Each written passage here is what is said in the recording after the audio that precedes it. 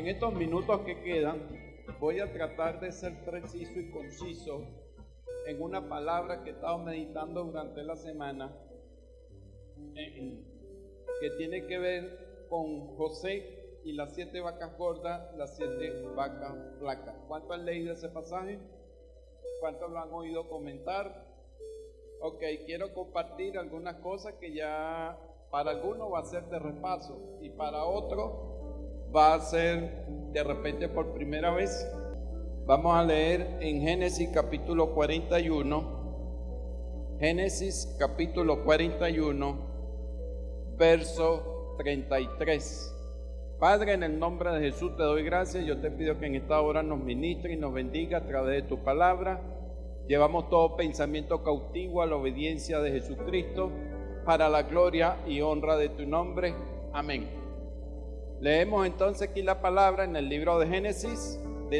Dice así: Faraón había tenido el sueño que ya ustedes conocen, las 7 vacas gordas, las 7 vacas flacas, y mandó a traer a José, recién salido de la cárcel. A José lo colocaron bien bonito, bien perfumadito, lo colocaron presto para estar en la presencia del faraón. Recuerden que Faraón estaba en Egipto, que representaba en aquel entonces la primera potencia del mundo, o sea, era la potencia que estaba en apogeo. Es como decir hoy en día un Estados Unidos de aquel entonces. O sea que José no se iba a presentar ante un faraón cualquiera, un rey cualquiera, o sea, un dignatario cualquiera. En nada más y nada menos se iba a presentar ante el dignatario de la primera potencia mundial de la época. Es como que a alguien hoy en día le toque la bendición de presentarse ante el presidente de los Estados Unidos o de cualquier país que tenga importancia mundial. Es un honor que Dios le dio a José, pero Dios lo venía preparando.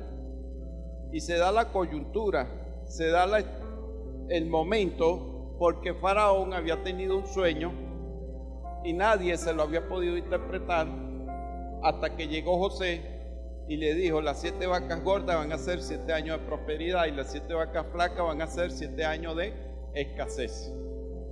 La pregunta inmediata que surge, porque de paso José le dice: y va a ser pronto, no es algo que vas a tener que esperar mucho. Dios ha resuelto a realizar eso. Déjame decirte algo. Dios no quiere que su pueblo pase necesidad. Dios no quiere que los seres humanos pasen necesidad.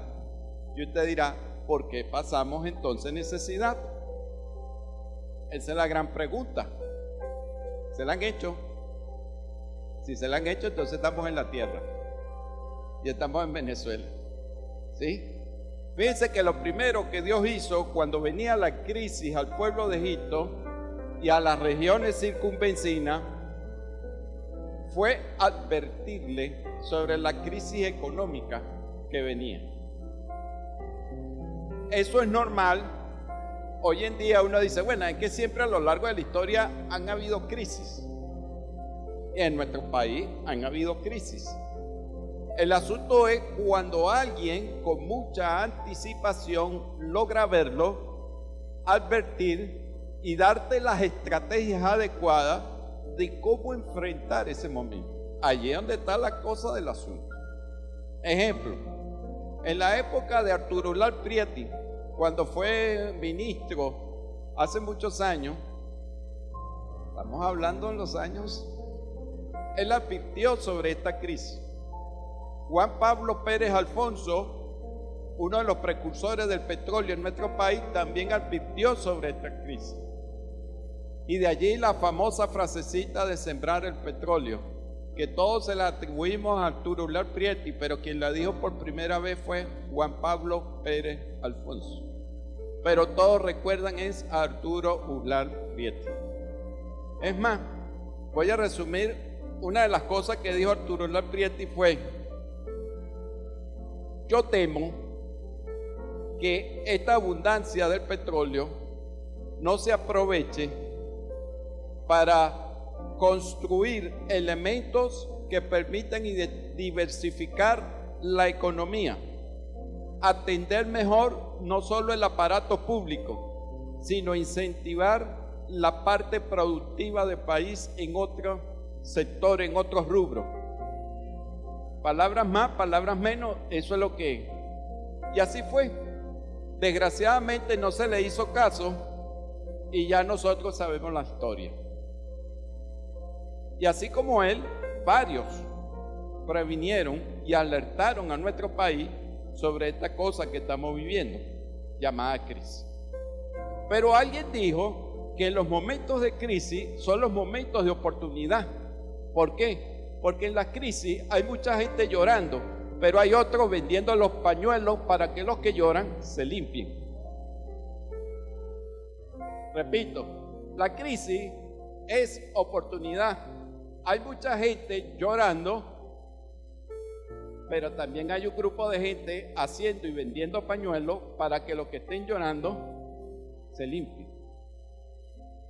O sea, que es saber identificar las necesidades, es saber tener la estrategia para traer solución y resolver los problemas, porque es el medio que Dios va a utilizar para bendecir. Amén. Dígale a que está a su lado: no es magia, no es magia, es trabajo con inteligencia, es estrategia, saber ver, no el pobrecito yo. La peor pregunta que tú puedes hacerte en un momento de crisis es: ¿por qué a mí? ¿Por qué a mí me suceden estas cosas? Y solo a mí. Deshazte esa pregunta, porque esa pregunta tranca todas las oportunidades que tenga a favor de Dios para tu vida en cuanto a sus bendiciones materiales se refiere. Quítate esa pregunta de la mente y pon otra: Señor, ¿cómo convierto esta crisis en una oportunidad? Cuando uno lee la historia de los grandes empresarios del mundo, uno se da cuenta que todos coinciden en algo. Todos. Más millones, menos millones de dólares que tengan en su cartera y en sus cuentas y en sus activos, todos empezaron con una crisis, porque ellos entendieron que la crisis es oportunidad, como dicen los chinos. Faraón,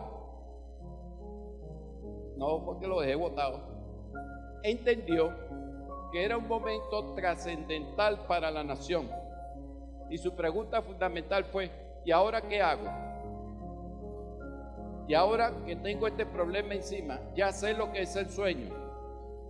Qué chévere cuando uno le profetizan abundancia, 7 años de abundancia. Pero después le dijeron 7 años de hambre, de escasez. ¿A cuánto le han profetizado abundancia aquí? Bueno, te tengo una noticia.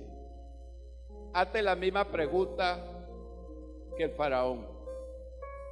¿Y ahora qué hago?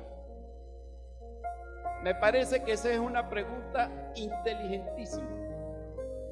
¿Por qué inteligente? Nace del sentido común. Y el sentido común te dice que necesitas de un administrador. ¿Qué le dijo José a Faraón? Consíguete un hombre prudente y sabio y ponlo sobre todo el país. Ahí está la solución.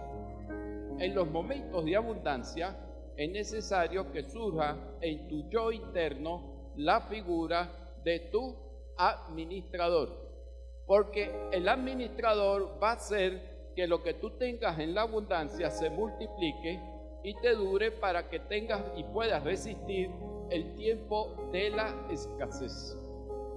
El problema de muchas personas cuando están en la abundancia es que el administrador no se ve por ningún lado, se les olvida y piensan que esa abundancia va a durar para siempre. Déjame decirte algo, y es bueno que lo concientices, porque todos los economistas nos dicen a nosotros, sean economistas de izquierda, sean economistas de derecha, sean economistas del centro, de cualquier tendencia ideológica, política, económica se refiere, de cualquier escuela económica nos dicen que hay ciclos, hay un auge, crecimiento, un punto máximo, luego viene un descenso y luego un fondo, una depresión.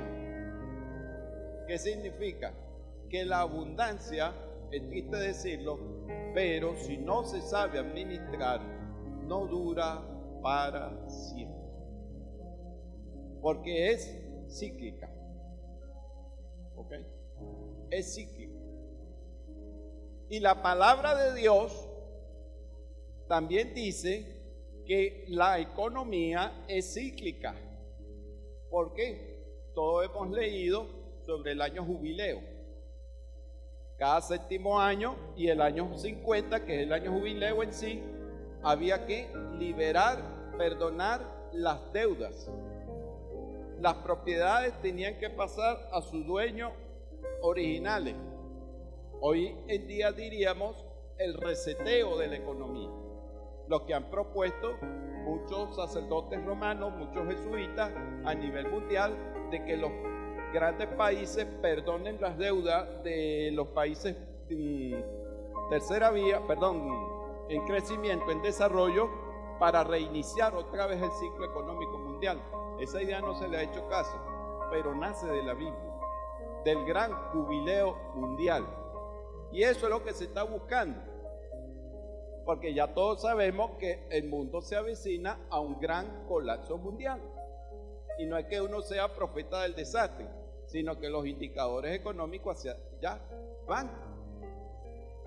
Y es necesario que se levanten hombres y mujeres prudentes y sabios en cada nación del mundo, y Venezuela no es la excepción, para enfrentar estas situaciones que se presentan a lo largo de la historia de una nación.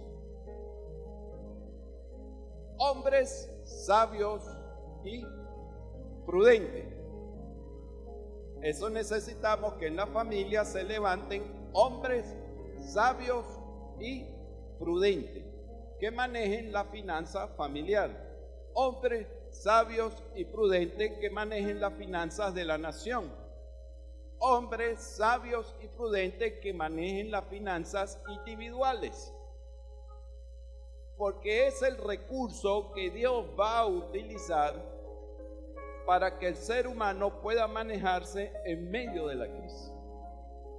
De hecho, la Biblia dice que la administración es un don. Y eso me ha traído a mucha reflexión, de que una de las cosas del Espíritu, de los talentos que Dios da y lo llama como un don, en Romanos capítulo 12, es la administración. Y se manifiesta en los momentos difíciles. Ahora te digo algo, administración no es pichirres. El administrador tiene que tener la habilidad de multiplicar recursos. De hecho, yo diferencio entre un verdadero administrador y un falso administrador, es que el falso es pichirre, nada rinde, pero el verdadero, todo lo que toca sus manos prospera, todo se multiplica, los recursos rinden, porque trae el don de Dios, la sabiduría de Dios en su mente para hacer que los recursos se multipliquen. Amén. Otro principio, Dios le dijo, ok, aquí está la crisis, vean a ver qué hace con eso. José le dijo, pon un hombre, y le dijo, pon gobernadores en cada parte del país para que se encarguen de la finanza, junto con ese gran administrador general. Eso me hace acordar a Salomón.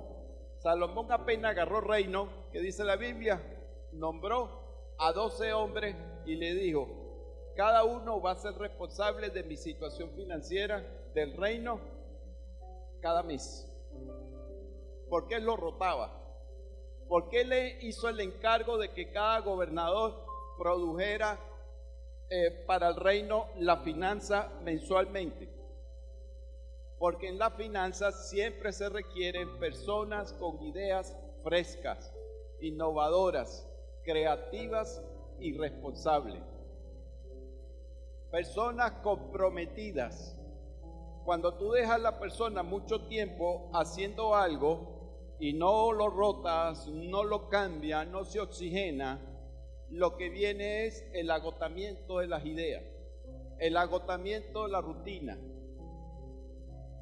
Le tocaba al primer mes, ponía sus ideas en práctica. Vamos, el segundo al bate. Eso le daba el chance al primero 11 meses para pensar, hacer otra cosa, y venía el segundo. La Biblia dice en Apocalipsis que los árboles servirán para sanidad de las naciones, uno por cada mes. ¿Qué significa? Que Dios necesita de hombres y mujeres que actúen como árboles que sirvan para sanidad de las naciones en el sentido financiero, que traigan salud, que traigan abundancia, que traigan nuevas ideas, que traigan solución. Porque nosotros decimos, las naciones estarán en tinieblas, pero sobre ti amanecerá ¿qué? Tu luz. Pero no es un bombillo en la cabeza, es el conocimiento que trae solución en el planeta llamado Tierra. ¿Quién fue la luz para Egipto? José. Él no fue el bombillo, fue la luz. Amén. Miren, otro principio que hay aquí, sé que estoy limitado en cuanto al tiempo, pero vamos a ver si en 5 minutos logro expresar mis ideas. Permítame 5 minutos más. Principio fundamental. José implementó rápidamente una política tributaria de una recolección del 20%. ¡Wow! ¡Qué duro! Pero eso le permitió ahorrar a nivel nacional y hacer la previsión para los años de escasez. Diga conmigo, ahorro. Cuando hay abundancia, la orden es el ahorro. El maná. Día viernes, cada día se recogía la porción y Dios le dijo, el viernes voy a hacer el doble, guarda el poquito que corresponde para el sábado. Pero había algunos que se comían la doble porción el día viernes y después el día sábado salían a buscar y no encontraban nada. ¿Por qué no encontraban nada? Porque era momento de ahorrar el día viernes. La abundancia, la orden es ahorrar. Cumple tu mayordomía en Dios. Diezma lo que vas a diezmar. Ofrenda lo que vas a ofrendar. Pero no te olvides de ahorrar. Porque en el ahorro tú te estás pagando a ti mismo. Tú le pagas a todo el mundo las deudas. Le pagas al abasto, al supermercado, al de la farmacia, al de los estudios, a todos. Te pregunto, ¿te pagas a ti? Si no te ahorras, si no ahorras, no te estás pagando a ti. Y la Biblia dice, amarás a tu prójimo como a ti mismo. ¿Te estás amando? ¿Te estás pagando? No le pases por encima ese principio. Es importante el ahorro. Y tú me dirás, pastor, ¿y con esta hiperinflación podemos ahorrar? Sí. ¿En qué? Ahí donde tienes que usar tu inteligencia. Ahorra en moneda fuerte, en metales preciosos. No dejes que tu dinero se devalúe. El dinero es el único activo que no se reproduce por sí mismo. Es decir, que apenas tú lo agarras ya perdió valor. Indistintamente que la época sea en hiperinflación o una época de economía más estable, de donde la inflación es menos. Igualito pierde valor. Entonces, el movimiento, José entendió eso y tomó dominio y dijo, vamos a recolectar aquí un impuesto del 20%, la quinta parte. Y eso lo fueron almacenando. No me pregunte cómo hizo para que el trigo durante 7 años no se echara a perder, de verdad que no sé. Bueno, los egipcios tienen fama de ser expertos en hacer que las cosas se preserven. Sin embargo, lo que sí les puedo decir es lo siguiente: los egipcios fueron bendecidos porque gracias a Dios que José estaba allí. Aunque el propósito de Dios era con su familia y con la descendencia de Abraham, sin embargo, la bendición de la descendencia de Abraham también alcanzó a los egipcios. Y no solo a los egipcios, sino la Biblia dice que las naciones de alrededor venían a comprar allí. La riqueza de los impíos pasó a mano de los justos. Y si Egipto era la primera potencia mundial de la época, con eso se convirtió en la superpotencia mundial. Ser cabeza y no cola.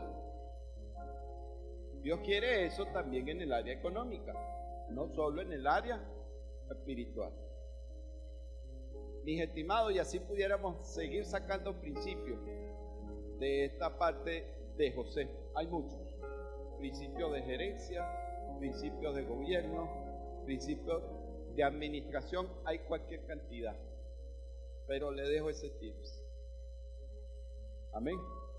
Dios quiere que dentro de ti surja el administrador que va a hacer multiplicar los recursos que Él te ha dado. Amén. Pónganse en pie.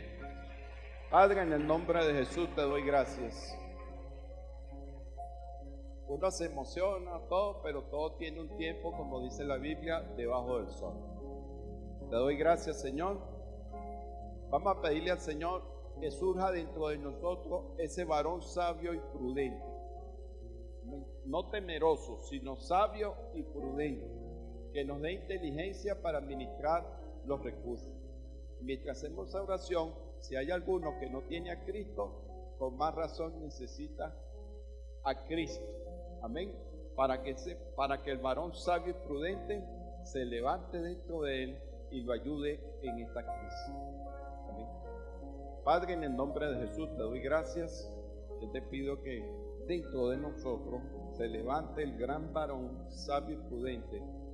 El Cristo nos ministre, nos ayude, nos dirija para tomar en cuenta, Señor, que esta palabra no caiga en tierra seca ni árida, sino en tierra fértil, en tierra productiva.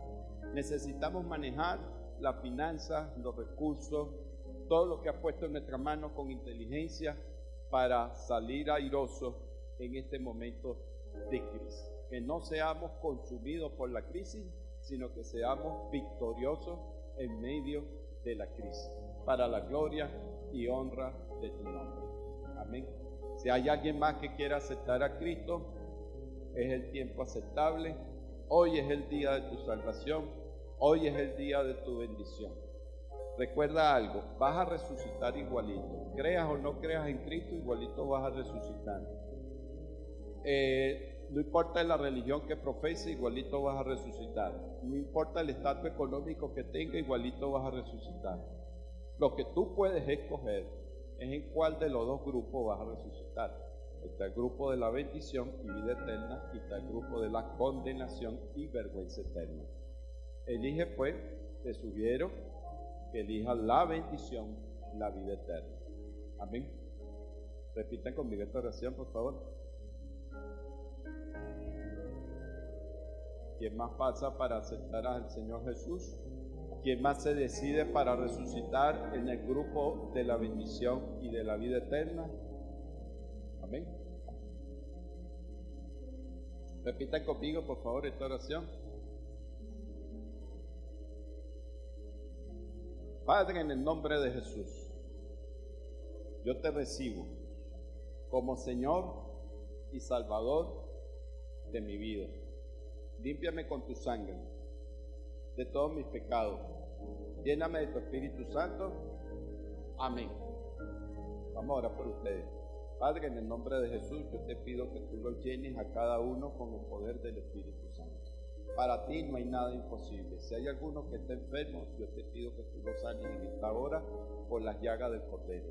Lo declaro libre en el nombre de Jesús. Yo declaro que tú visitas a cada uno de los hogares que están aquí representados, a cada familia, Señor, que se ha hecho presente en este lugar. Yo te pido, Señor, que tú bendigas sus generaciones, sus hijos, para estudiar, para tener buenos trabajos, Señor, para tener victoria sobre el mal, que puedan recibir restauración sobre su familia, que puedan recibir que tu amor sea derramado sobre cada uno de ellos. Te pido, Dios, en este momento de intensa batalla espiritual, que tú los ayudes y les fortalezcas su ser interior, para que ellos puedan recibir nuevos ánimos, nueva potencia, nueva alegría, nuevo ánimo, nueva visión, Señor, en el nombre de Jesús, para ellos y su familia, para la gloria y honra de tu nombre. Amén. Dios le bendiga. Gracias por su atención. Gracias, Jehová, por permitirme predicar tu palabra. Gracias por tu bondad y tu misericordia. Amén.